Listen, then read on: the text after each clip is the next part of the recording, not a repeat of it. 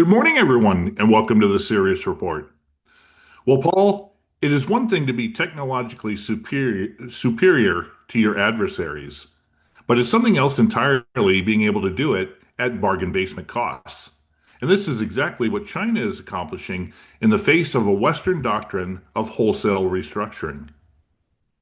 Yeah, absolutely. And this is one of these developments that, of course, people in the West are going to go, I don't believe it. You couldn't manufacture something that cheap. You couldn't use those materials. And yet, ironically, we can't even manufacture hypersonic weapons at whatever cost they will eventually come in at. Because you can guarantee, rather like everything else we manufacture in the West, it will be massively inflated in price. But of course, when you start to manufacture weapons at bargain basement prices, then the marketplace suddenly becomes way bigger because those nations who can't afford or are reluctant to go and spend massively inflated Western prices will go, well, we'll have some of those. And it starts to therefore eat in at the potential profitability of the Western military industrial complex.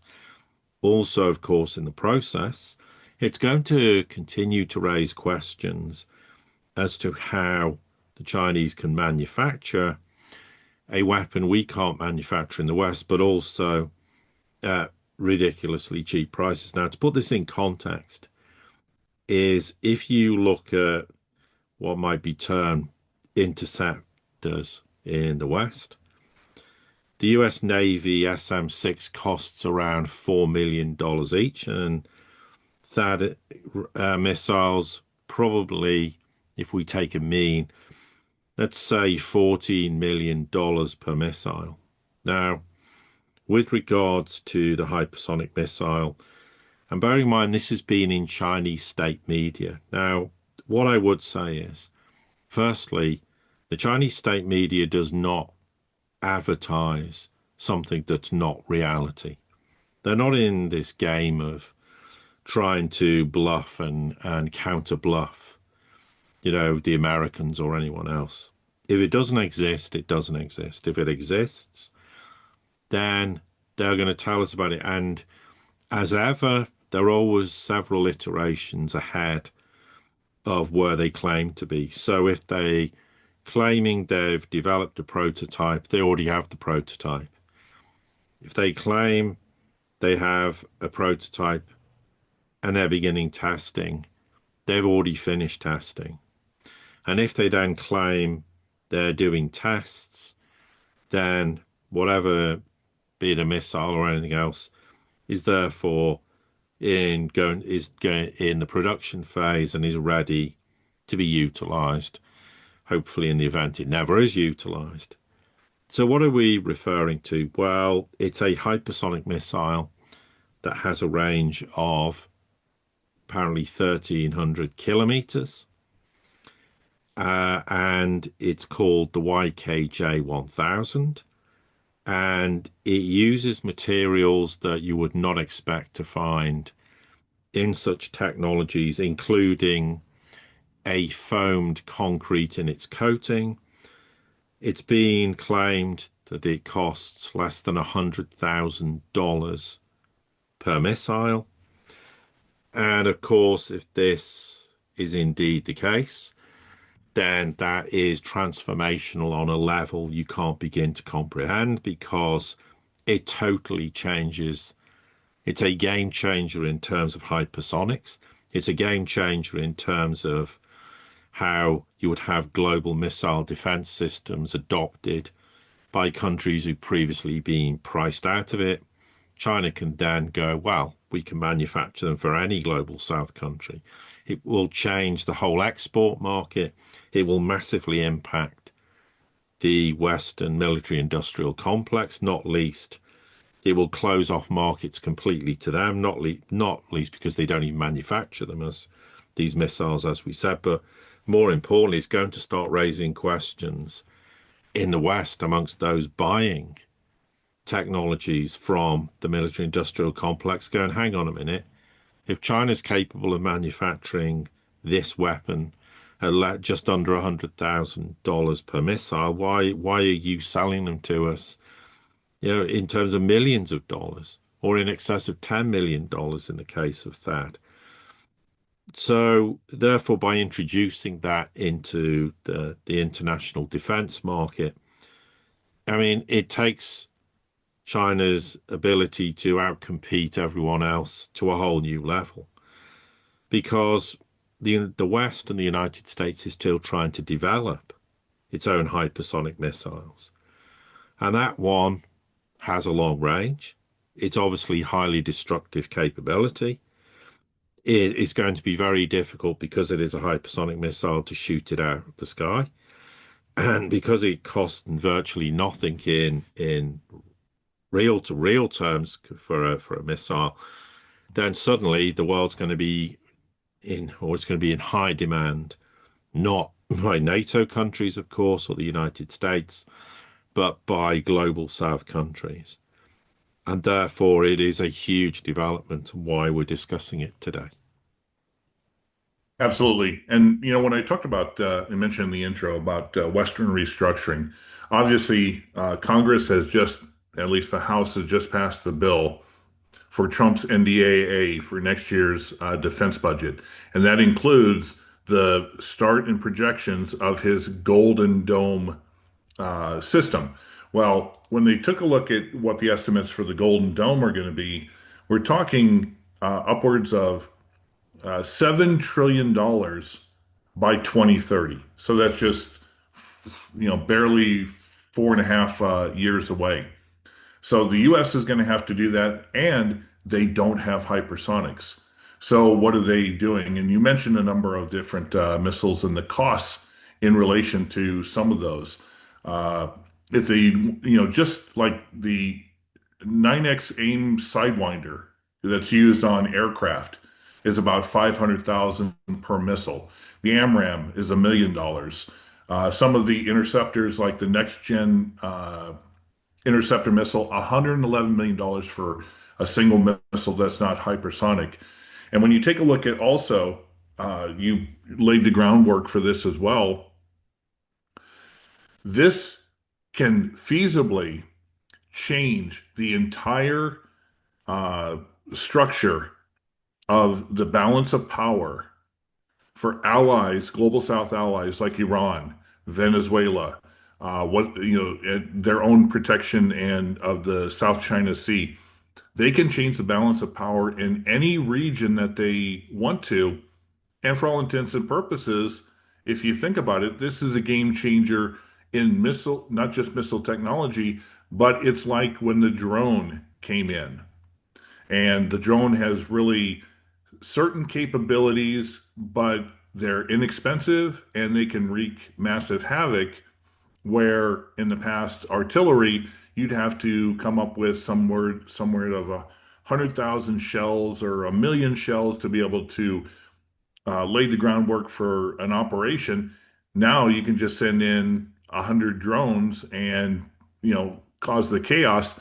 This type of thing with the hypersonic missiles that are in a more regional set range. I think you said 1,300 kilometers, and at cost, bargain basement costs, you're going to be able to set up a defensive system for all of your allies, and it's going to really force the West to have to question their ability to conduct war anywhere else around the world.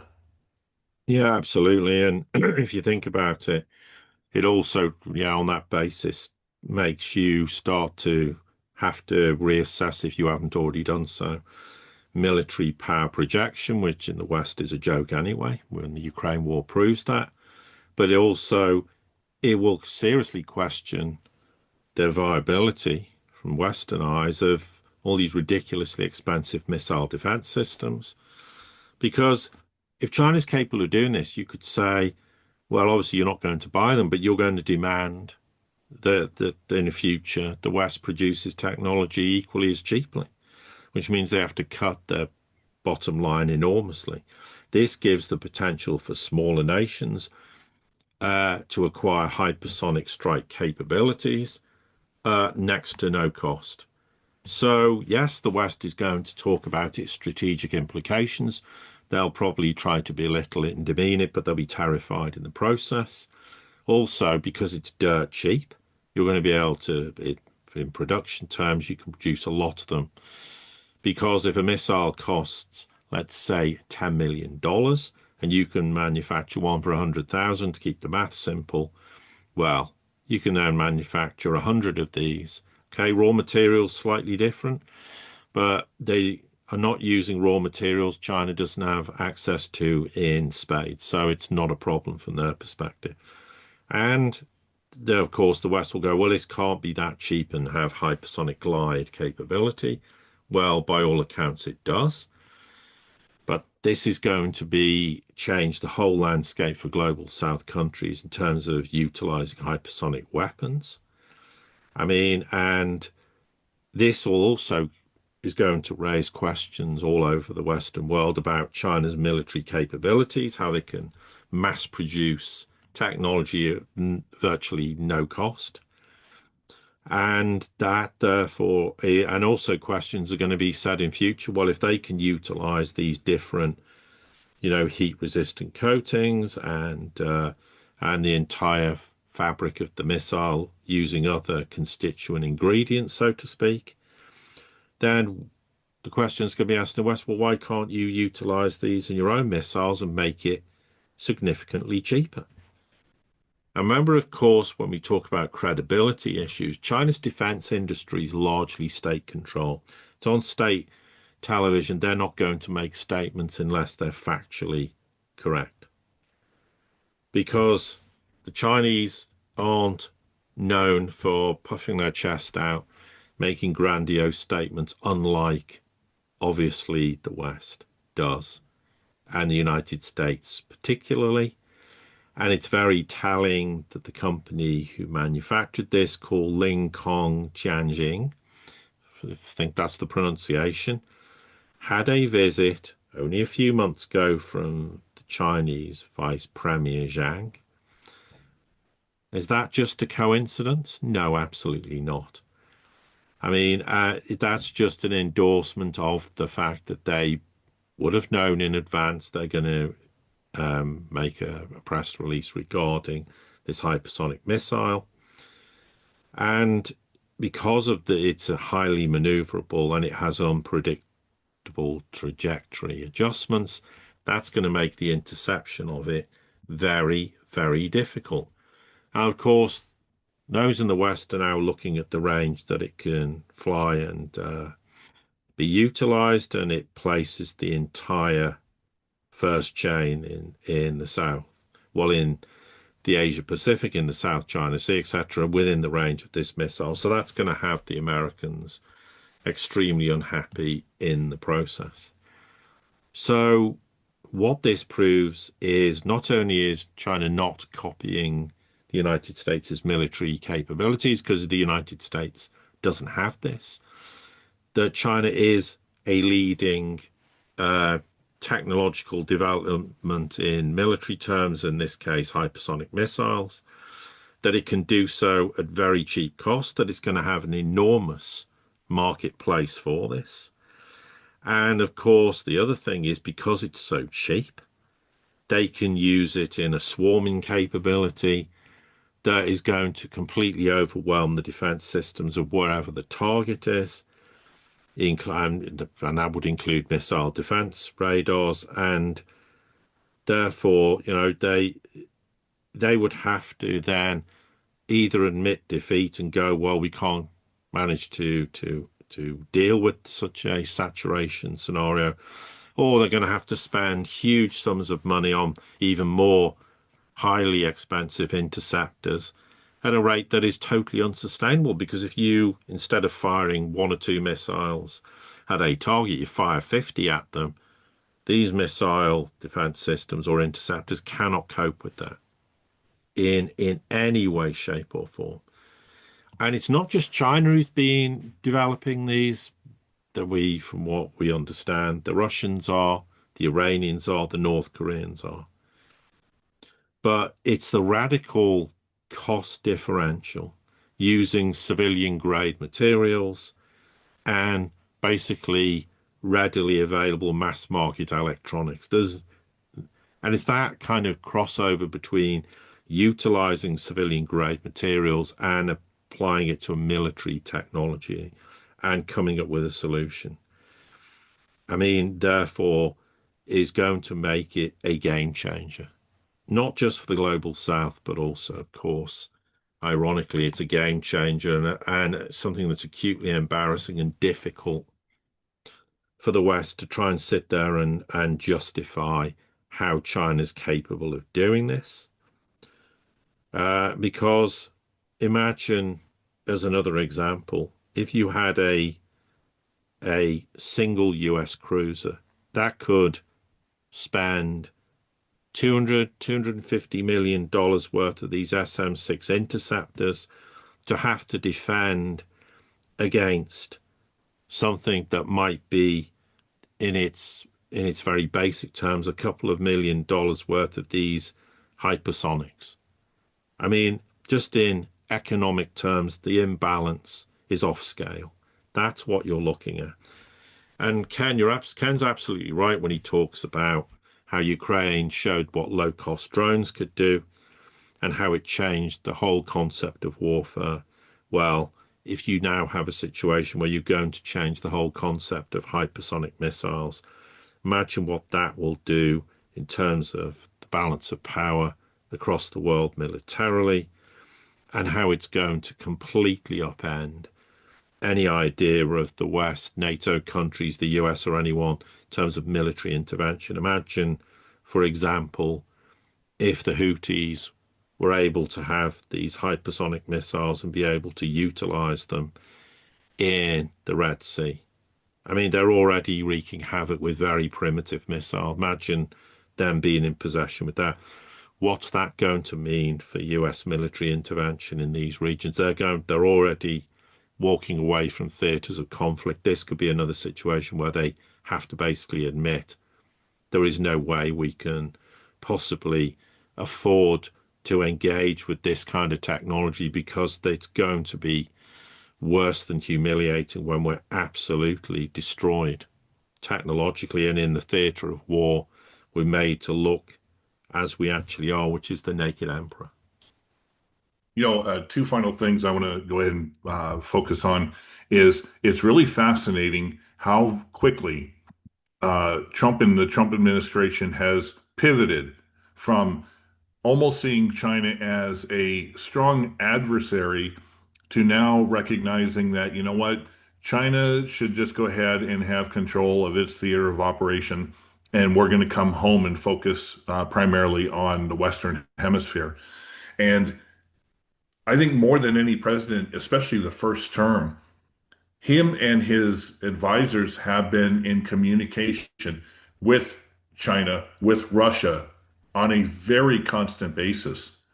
And I can't speak for Xi and the CCP, but you have to think that at some certain point they did let the United States know we have these things. It pretty much makes your military capacity in the South China Sea and in this region absolutely moot. So, since there's nothing you can do, what are you going to do from here?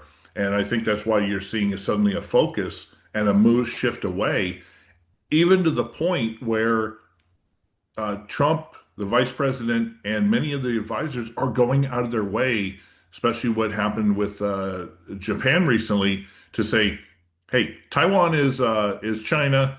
We're not going to stand in the way. We recognize it, and we're going to actually fight if somebody tries to play games and say it's not, et cetera, et cetera."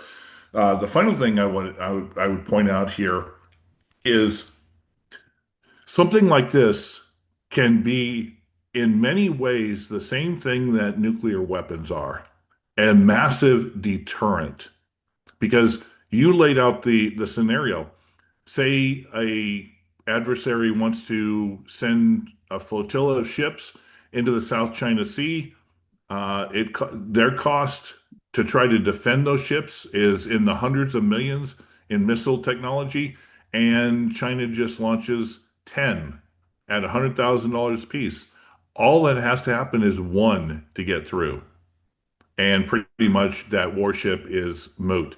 So you're going to see suddenly the where the world was built on naval capacity for so many centuries, naval warfare is going to almost become obsolete, and everything is going to be based upon short range, mid range, long range, hypersonic capability, of which the West does not have, and of course, drone warfare, which will eradicate many of the problems that especially the US military had to deal with in guerrilla and urban type warfare that we saw in Iraq and Afghanistan. So the entire scope of warfare, defense, and deterrence is absolutely shifting before our eyes. And it will be fascinating to see the reactions from the West in regards to this. Yeah, absolutely. And I think, well, from my perspective, that's a good point to stop. Absolutely. To everybody here at the Sirius Report community, as always, thank you for your support. Don't forget to like, share, subscribe, comment, send this out to anybody you think it might be important to. And until the next time we get together, have a great day.